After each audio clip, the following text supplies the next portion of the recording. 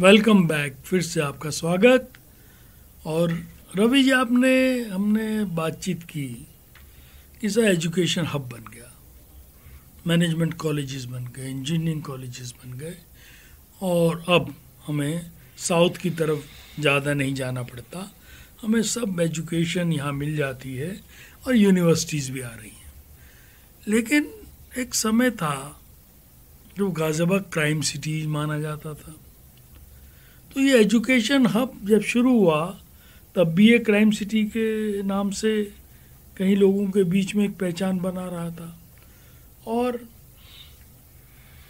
आज जब एक ऐसा माहौल है तब क्या स्थिति है, तो इस पर डालिए कि सब क्राइम और एजुकेशन ये मिलके शहर में समानांतर कैसे चल पाए। कमल जी, इसमें कोई दो राय नहीं। गाजियाबाद को अपराध का एक शहर माना जाता था। 8वें दशक के शुरुआत में यहाँ कई खूंखार अपराधी बड़े चर्चित हुए। कुछ लोग बाद में राजनीति में भी चले गए और मंत्री तक बन गए। मुझे लगता है समाज जिस तरह से आगे बढ़ता है तो ये गाजियाबाद भी उसी हिसाब से आगे बढ़ा। बहुत सी चीज़ें कई तंग गलियों से होती हुई मुख्य सड़क पर आई हैं। गाजियाबाद में एक अपराध को लेकर और अपराधियों को लेकर एक हीरोइज्म की एक यहाँ पर एक परंपरा शुरू हो गई थी, ख़ास तौर पर कुछ जातियों में। जिस जाति का कोई बड़ा अपराधी है तो उस जाति का एक सम्मान समाज में होने लगा था। ये बहुत बड़ी विडंबना है और कि हमारा हालांकि पूरा समाज इस दौर से गुजरा है, लेकिन गाजियाबाद ने ये दंश ज़्यादा झेला है कि कुछ अपराधी जो अपनी जातियों के दम पर काफ़ी यहाँ पर अपना राज करते रहे।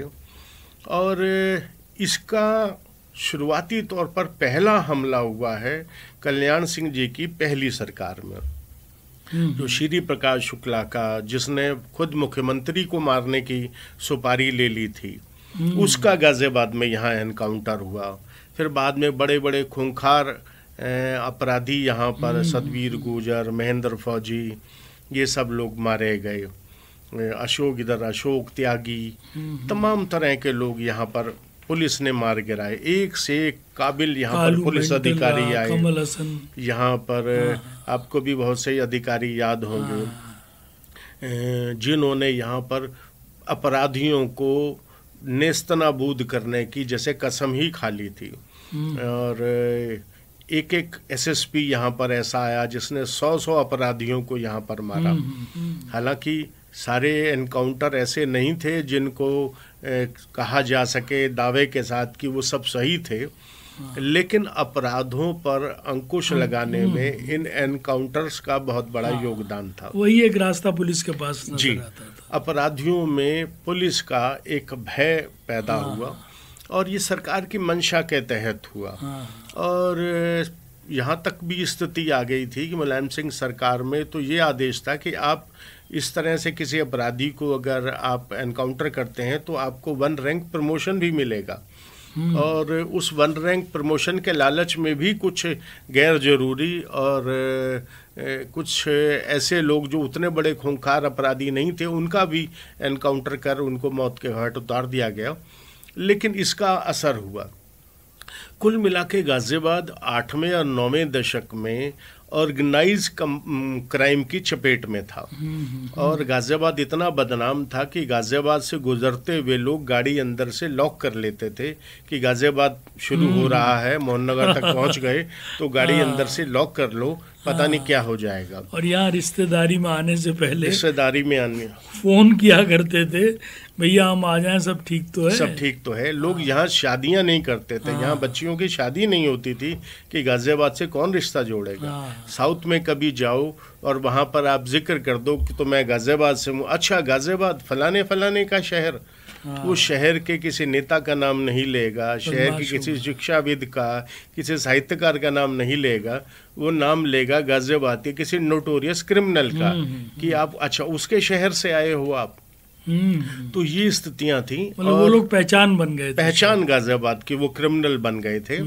और सौभाग्य से देश दुनिया में जिस तरह से चीज़ें बदली हैं, गाज़ियाबाद में भी बदली हैं।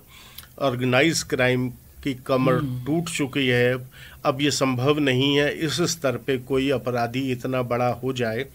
और लेकिन वो एक दौर था, एक बुरा दौर था, और उस दौर से दुर्भाग्य से हमारे शहर को जो अभी विकसित हो रहा था उसके 2 दशक इस किस्म की नासमझी में और इस किस्म की जहालत में गुजरे हमारे 2 दशक भी बहुत हुए उस दौर। जी, तो यहाँ पर ऐसे ऐसे बड़े बड़े लोगों को किडनैप करके ले लेते थे, फिरौती मांगते थे, पुलिस कुछ कर नहीं पाती थी। तो बड़े हताशा की स्थिति शहर में थी। लोग शहर छोड़कर जाने लगे थे कि शहर में अब रहा नहीं जा सकता। और ये हमारा सौभाग्य है कि उस दौर से हम उस तंग गलियों से निकल कर आ चुके हैं, और अब मुझे लगता है कि इस किस्म की कोई संभावना नहीं है। और जिस तरह से एजुकेशन हब के आने से, देखिए कोई रंग है हल्का सा, उस पर अगर गाढ़ा रंग कोई आ जाता है तो नीचे का रंग छुप जाता है। शिक्षा के क्षेत्र ने हमारे माथे पर जो अपराध नगरी की मोहर लगा दी थी, शिक्षा हब ने हमारी वो मोहर मिटा दी है। तो दोस्तों, सुना आपने कि गाजियाबाद एक दौर था जब क्राइम की सिटी माना जाता था। लोग इस शहर में आते हुए डरते थे।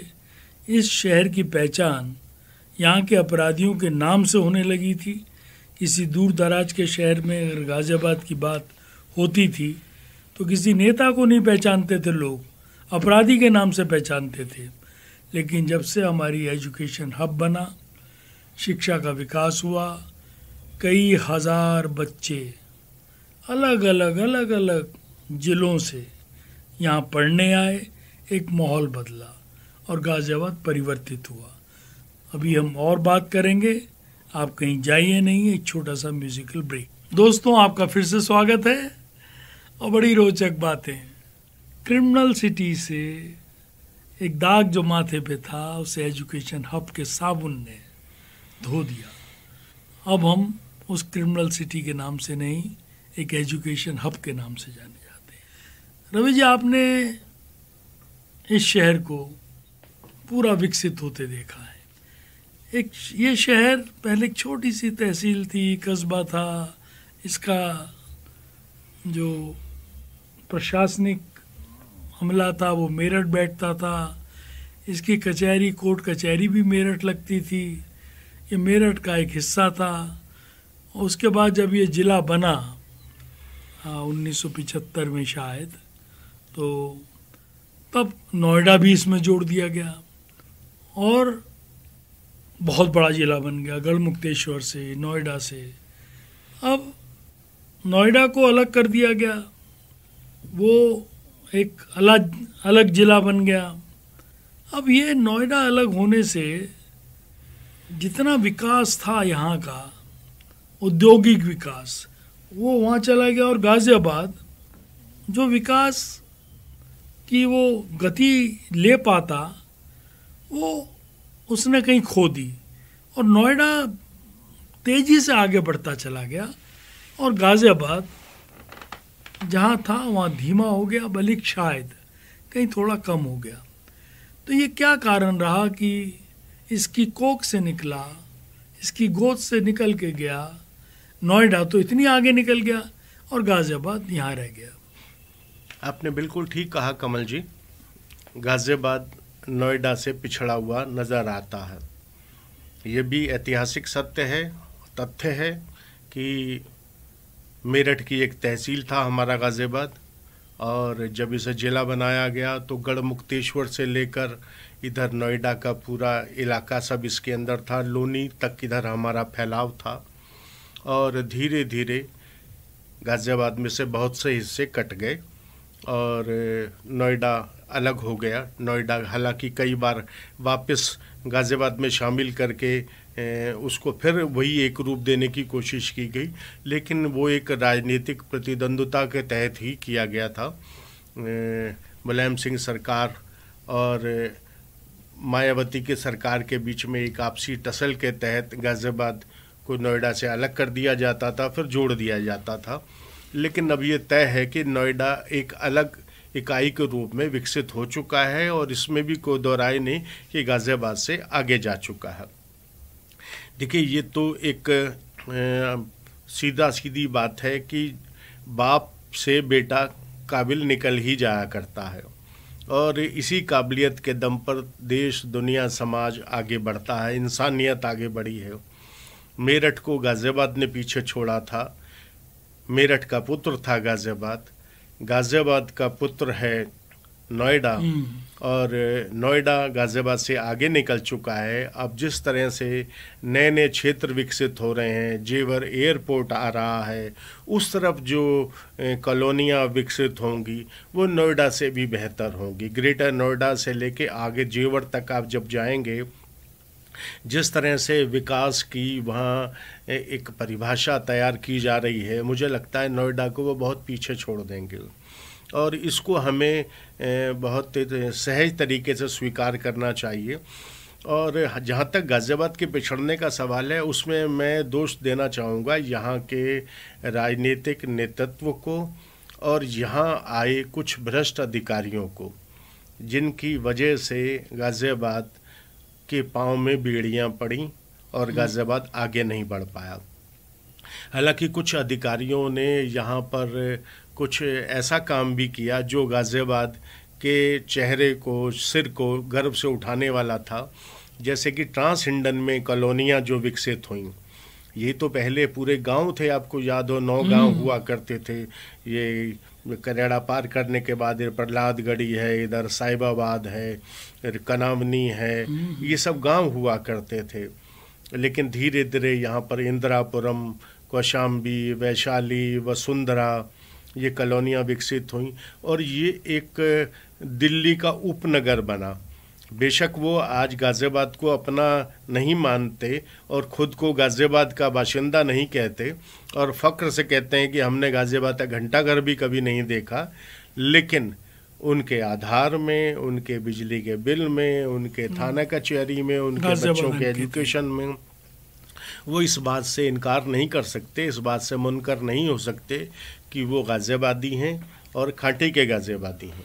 तो रवि जी, इसमें कारण ये भी हो सकता है क्या कि गाज़ियाबाद का लैंड एरिया छोटा हो गया और हमको ओपन लैंड बहुत ज़्यादा नहीं मिली विकास करने के लिए।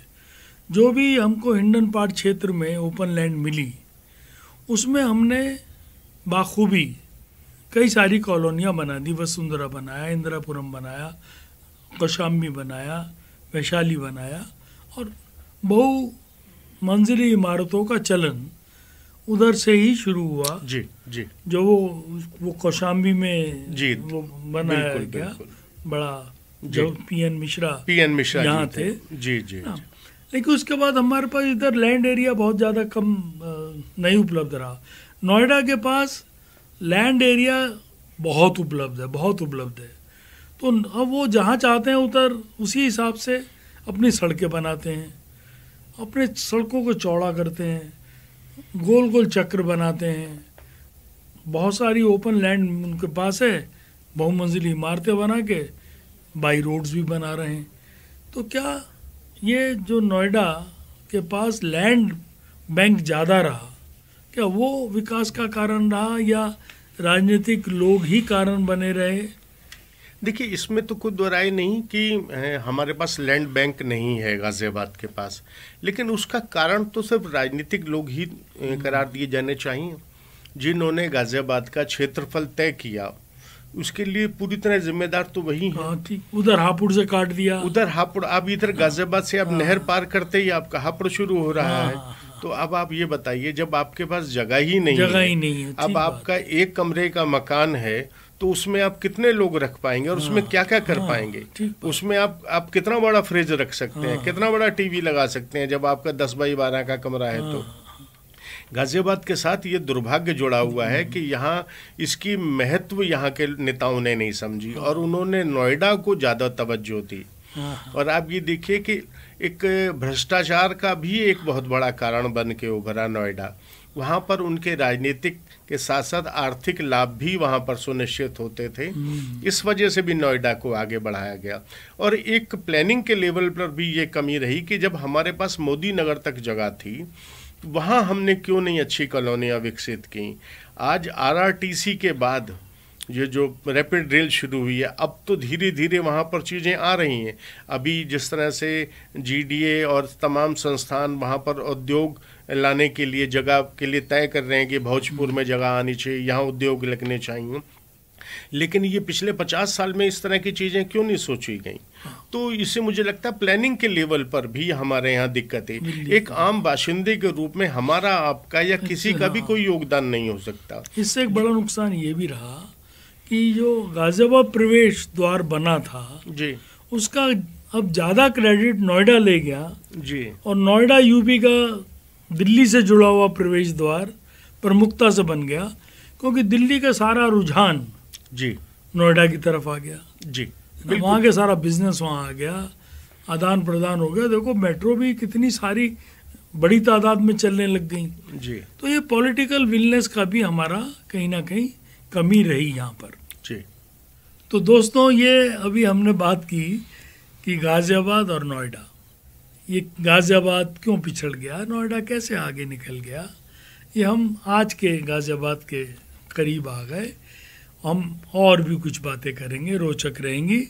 तो छोटा सा ब्रेक ले रहे हैं, हमारी बातचीत जारी रहेगी, आप इंतज़ार कीजिए, अभी लौट कर। दोस्तों, आपका फिर से स्वागत है और बातचीत चल रही है गाजियाबाद इतिहास के पन्नों से, और वो इतिहास के पन्नों में हम आज के दौर में भी आ गए। और रवि जी, यहाँ जब गाजियाबाद पहले था, कुछ ध्यान हो, एक सड़क थी हिंडन नदी पर, अगर वो कहीं ब्लॉक हो जाए, ट्रैफिक रुक जाए, दूसरा रास्ता नहीं था। जी जी।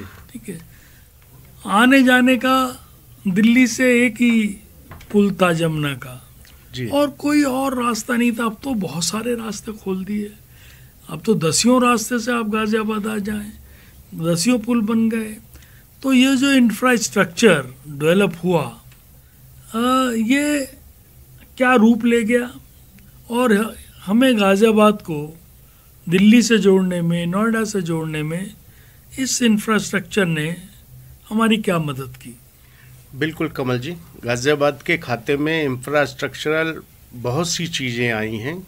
हालांकि पूरे देश ने पिछले 70 सालों में तरक्की की है और हर शहर की सूरत बदली है, और ऐसा शायद ही कोई इलाका होगा देश का जहां पर विकास की रोशनी ना पहुंची हो। लेकिन दिल्ली का नज़दीकी शहर होने के नाते हमारे हिस्से में विकास कुछ ज़्यादा आया, और यहाँ पर ये जो हापुड़ रोड जिसको हम लोग आज कहते हैं पुराने गाजियाबाद की, जो मालीवाड़ा से इस तरफ से गुजरता है, यहाँ पर पहला फ्लाईओवर बना था। उसके बाद फिर मोहन नगर पार करने के बाद वहाँ पर एक फ्लाईओवर बना था, और लगता था कि इतना पैसा खर्च हो रहा है हमारे शहर पे। आज ऐसी कोई सड़क नहीं है जहाँ पर फ्लाईओवर ना हो। मेरठ जाने में उस दौर में 1 घंटा लगता था, आज से 40-50 साल पहले। आज हम 50 साल बाद जब ट्रैफिक 50 गुना बढ़ चुका है, तब हम 40 मिनट में पहुंच जाते हैं। हमारे हिस्से में हाईवेज आए हुए हैं।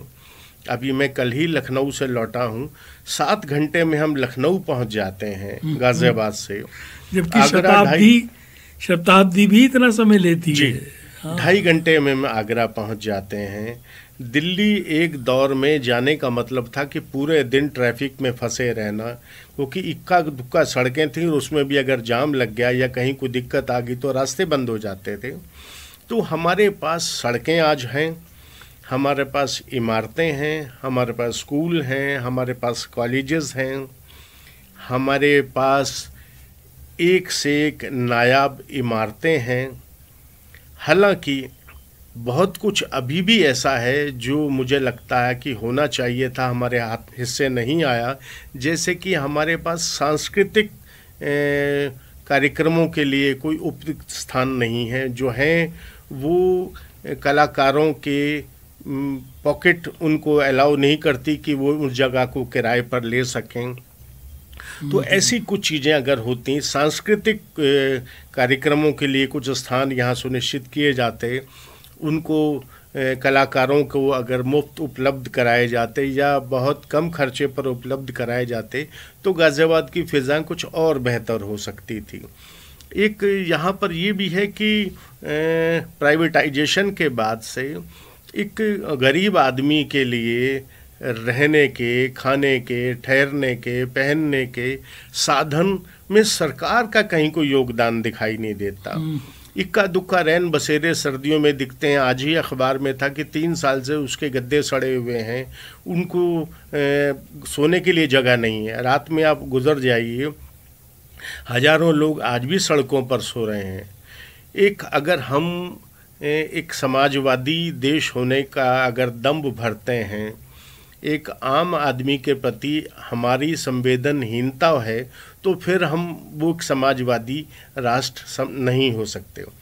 यहाँ पर आप जो भी कुछ आपको हासिल करना है, अपने दम पर हासिल करना है, इसमें सरकार का योगदान बहुत कम दिखाई देता है। चाहे आप शिक्षा के क्षेत्र की बात कर लें, चाहे आप उसको स्वास्थ्य के क्षेत्र में बात कर लें, सरकारी अस्पतालों में वो सुविधाएं नहीं हैं जो एक कल्याणकारी राज्य में होनी चाहिए। अगर हम अपने आप को कल्याणकारी राज्य बनाना चाहते हैं, तो एक गरीब आदमी, सबसे निचले पायदान पे खड़े आदमी के बारे में भी हमको सोचना होगा। इस स्तर पे गाज़ियाबाद ने संवेदनहीनता दिखाई है, गाज़ियाबाद की परिकल्पना करने वालों ने संवेदनता दिखाई है। जो गाज़ियाबाद को जिन्होंने गढ़ा है, उन्होंने इस मामले में संवेदनहीनता दिखाई है। ये थोड़ा सा अफसोसजनक है।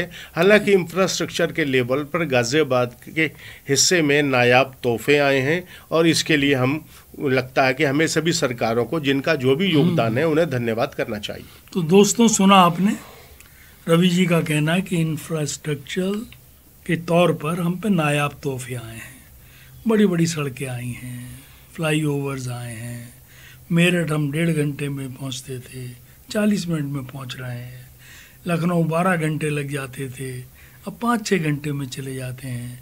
आगरा 3 घंटे में पहुंच जाते हैं। तो इंफ्रास्ट्रक्चरल डेवलपमेंट बहुत हुआ, लेकिन जनहित की सुविधाएं अधिक नहीं मिल पाई। मानस के लिए बहुत कुछ काम नहीं हुआ, रैन बसेरे नहीं मिल पाए, हमें जन सुविधाएं अस्पतालों में बहुत अच्छी नहीं मिल पाई, हमें ऐसा स्ट्रक्चर नहीं मिल पाया जिसमें हम लोग कोई साहित्यिक सम्मेलन कर सकें, कोई संगीत के कार्यक्रम आयोजित कर सकें। तो उसमें हमारी संवेदनहीनता रही।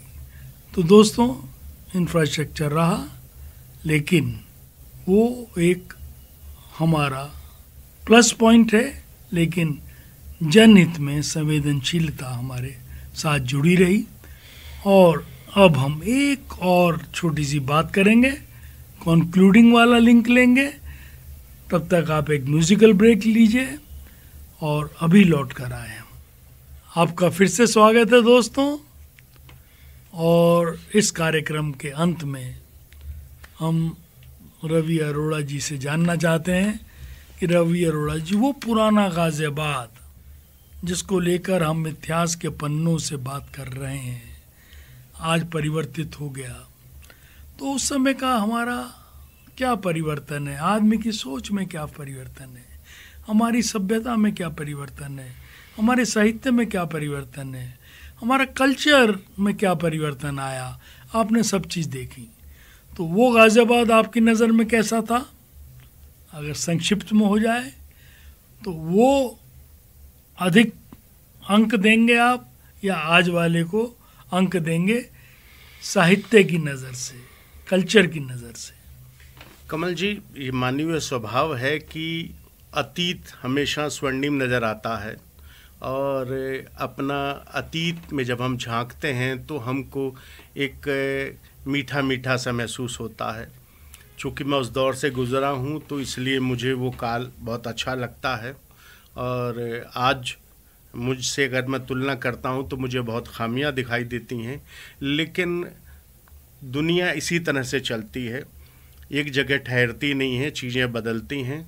गाज़ियाबाद भी बदला है और मैं साक्षी रहा हूँ। जैसे मैं आपको बताऊं, हम कबीर नगर में जब थे, 65 के बाद की मैं बात बता रहा हूं आपको, इक्का दुक्का लोगों के पास स्कूटर हुआ करते थे। गाजियाबाद में 2-4 कारें हुआ करती थीं।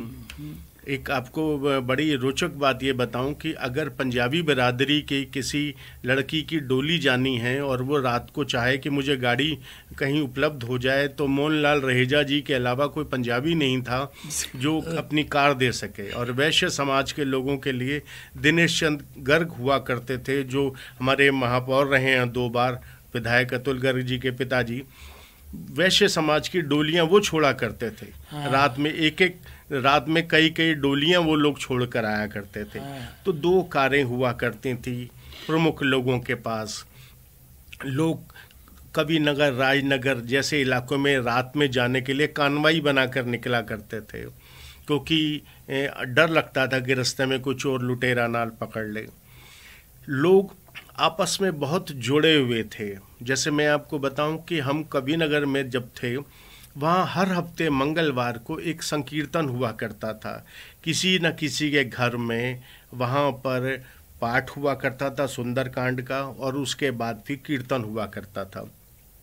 हमारे प्रदेश में दर्जा प्राप्त मंत्री रहे हैं बलदेव राज शर्मा जी, वो हम कबीर नगर में वो संचालित किया करते थे ऐसे कार्यक्रमों को, और खूब भजन गाया करते थे हारमोनियम पर।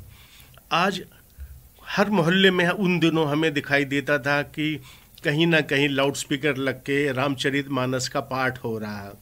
बच्चे भी बैठकर पीठी पर रामचरितमानस का पाठ कर लिया करते थे। हमारी पूरी पीढ़ी ढोलक बजा लिया करती थी, हारमोनियम बजा लिया करती थी। आज बच्चों ने रामचरितमानस का पाठ तो दूर, वो देखी भी नहीं होगी। मोहल्लों में इस तरह के रामचरितमानस के पाठ होते नहीं दिखते। हफ्ते के हफ्ते हर मंगलवार किसी न किसी मोहल्ले में संकीर्तन हो, ऐसा नहीं होता। धर्म का दिखावा बढ़ गया है, धर्म कम हुआ है।